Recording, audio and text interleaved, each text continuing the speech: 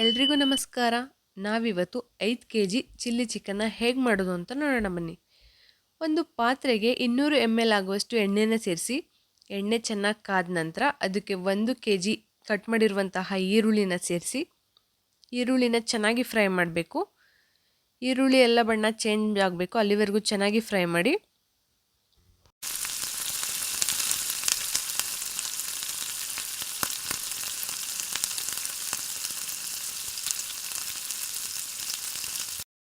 ಈಗ 4ರಿಂದ 5 ನಿಮಿಷಗಳ ಕಾಲ ಈರುಳ್ಳಿ ಚೆನ್ನಾಗಿ ಫ್ರೈ ಆಗಿದೆ. ಈರುಳ್ಳಿ ಚೆನ್ನಾಗಿ ಫ್ರೈ ಆದ ನಂತರ ನಾವು ಇದಕ್ಕೆ ಚಿಕನ್ನ ಸೇರಿಸಬೇಕು.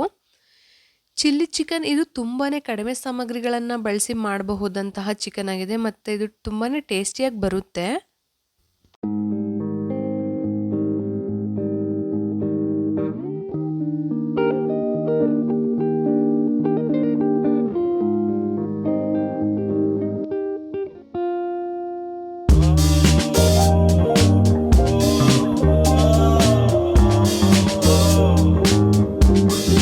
ಚಿಕನ್ನ ಸೇರಿಸಿದ ನಂತರ ಒಂದ್ಸರಿ ಎಲ್ಲವನ್ನು ಈ ಥರ ಮಿಕ್ಸ್ ಮಾಡ್ಕೊಳ್ಳಿ. ನಾವು ಈ ವಿಡಿಯೋದಲ್ಲಿ ಯಾವ ರೀತಿ ತೋರಿಸ್ತಾ ಇದ್ದೀವಿ ಅದೇ ಥರ ಮಿಕ್ಸ್ ಮಾಡ್ಕೋಬೇಕು. ಈ ಥರ ಮಿಕ್ಸ್ ಮಾಡೋದ್ರಿಂದ ಪೀಸ್ ಒಡೆಯಲ್ಲ. ನಂತರ ನಾವು ಇದಕ್ಕೆ 2 ಹಿಡಿಯಾಗೋಷ್ಟು ಉಪ್ಪನ್ನ ಸೇರಿಸಿದ್ದೀವಿ. ಉಪ್ಪನ್ನ ಸೇರಿಸಿದ ನಂತರ ಮತ್ತೆ ಇನ್ನೊಂದು ಸಲ ಎಲ್ಲವನ್ನು ಮಿಕ್ಸ್ ಮಾಡಿ. ಉಪ್ಪನ್ನು ನೋಡಿ ಸೇರಿಸ್ಕೊಳ್ಳಿ. ನಂತರ ಕೊನೆಯಲ್ಲೂ ರುಚಿಗೆ ತಕ್ಕಷ್ಟು ಉಪ್ಪನ್ನು ಸೇರಿಸ್ಬೋದು. ಎಲ್ಲವನ್ನು ಇನ್ನೊಂದು ಸಲ ಮಿಕ್ಸ್ ಕೊಡಿ. ಎಲ್ಲ ಮಿಕ್ಸ್ ಚೆನ್ನಾಗಿ ಮಾಡಿದ ನಂತರ ಇದಕ್ಕೆ 2ರಿಂದ 3 ಟೇಬಲ್ ಸ್ಪೂನ್ ಆಗುವಷ್ಟು ಅರಿಶಿಣ ಪುಡಿಯನ್ನು ಸೇರಿಸಿ, ನಂತರ ಇದಕ್ಕೆ 2 ನಿಂಬೆಹಣ್ಣಿನ ರಸವನ್ನು ಸೇರಿಸಿ, ನಿಂಬೆಹಣ್ಣಿನ ರಸವನ್ನು ಸೇರಿಸಿದ ನಂತರ ಎಲ್ಲವನ್ನು ಚೆನ್ನಾಗಿ ಇನ್ನೊಂದು ಸಲ ಮಿಕ್ಸ್ ಮಾಡಿ.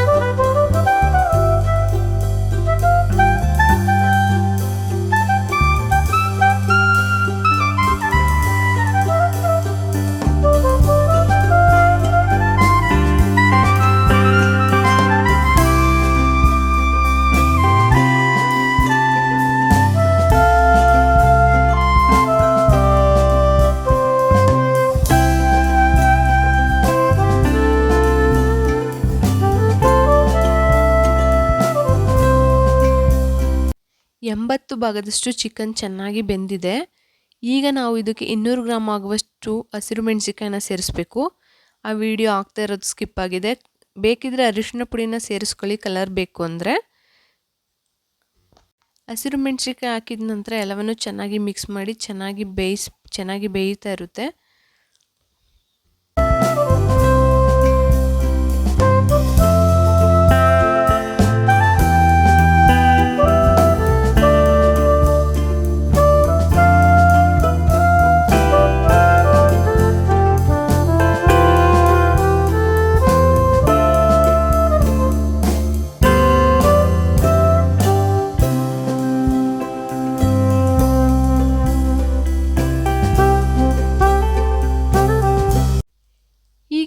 ಚಿಕನ್ 70 ಭಾಗದಷ್ಟು ಚೆನ್ನಾಗಿ ಬೆಂದಿದೆ. ನಾವು ಈಗ ಇಲ್ಲಿ 150 ಗ್ರಾಮ್ ಆಗುವಷ್ಟು ಶುಂಠಿ ಬೆಳ್ಳುಳ್ಳಿ ಪೇಸ್ಟನ್ನು ಸೇರಿಸಬೇಕು. ಶುಂಠಿ ಬೆಳ್ಳುಳ್ಳಿ ಪೇಸ್ಟನ್ನು ಸೇರಿಸಿದ ನಂತರ ಎಲ್ಲವನ್ನು ಚೆನ್ನಾಗಿ ಮಿಕ್ಸ್ ಮಾಡಬೇಕು. ಚೆನ್ನಾಗಿ ಮಿಕ್ಸ್ ಮಾಡಿ ಬೇಯಿಸೋದ್ರಿಂದ ಇದರಲ್ಲಿರೋ ಹಸಿ ಸ್ಮೆಲ್ ಎಲ್ಲ ಹೋಗುತ್ತೆ.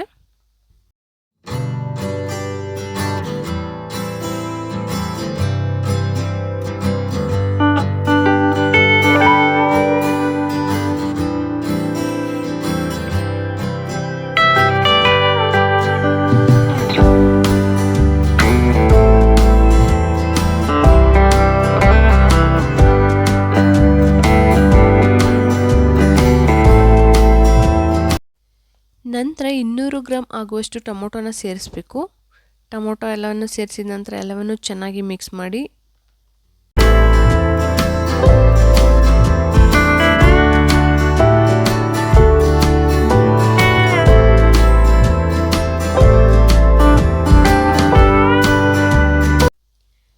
ನಂತರ ಇದಕ್ಕೆ 200 ಗ್ರಾಮ್ ಆಗುವಷ್ಟು ಅಚ್ಚ ಖಾರದ ಪುಡಿಯನ್ನು ಸೇರಿಸಿದ್ದೀವಿ. ಆಗಲೇ ಹಸಿ ಮೆಣಸಿಕಾಯಿನ ಸೇರಿಸಿರ್ತೀವಿ, ಆದ್ದರಿಂದ ಖಾರನ ನೋಡಿ ಹಾಕ್ಕೊಳ್ಳಿ. ನಿಮಗೆ ಸ್ಪೈಸಿ ಬೇಕು ಅಂದರೆ 200 ಗ್ರಾಮ್ ಬೇಕಾಗುತ್ತೆ 5 kg ಚಿಕನ್ಗೆ. ಸ್ವಲ್ಪ ಹೆಚ್ಚು ಕಡಿಮೆ ನೋಡಿ ಮಾಡಿ. ನಂತರ ಎಲ್ಲವನ್ನು ಚೆನ್ನಾಗಿ ಮಿಕ್ಸ್ ಮಾಡಿ ರುಚಿ ನೋಡಿ ಉಪ್ಪು ಬೇಕಾದರೆ ಸೇರಿಸ್ಕೊಳ್ಳಿ. ನಂತರ ಇದಕ್ಕೆ ಕೊತ್ತಂಬರಿ ಸೊಪ್ಪನ್ನು ಸೇರಿಸಿ ಎಲ್ಲವನ್ನು ಚೆನ್ನಾಗಿ ಮಿಕ್ಸ್ ಮಾಡಿ. ನೀವೇನಾದರೂ ನಮ್ಮ ಚಾನಲ್ನ ಹೊಸದಾಗಿ ನೋಡ್ತಾ ಇದರಲ್ಲಿ ಈ ವಿಡಿಯೋ ನಿಮಗೆ ಇಷ್ಟ ಆದಲ್ಲಿ ಲೈಕ್ ಮಾಡಿ, ಶೇರ್ ಮಾಡಿ, ಸಬ್ಸ್ಕ್ರೈಬ್ ಮಾಡಿ.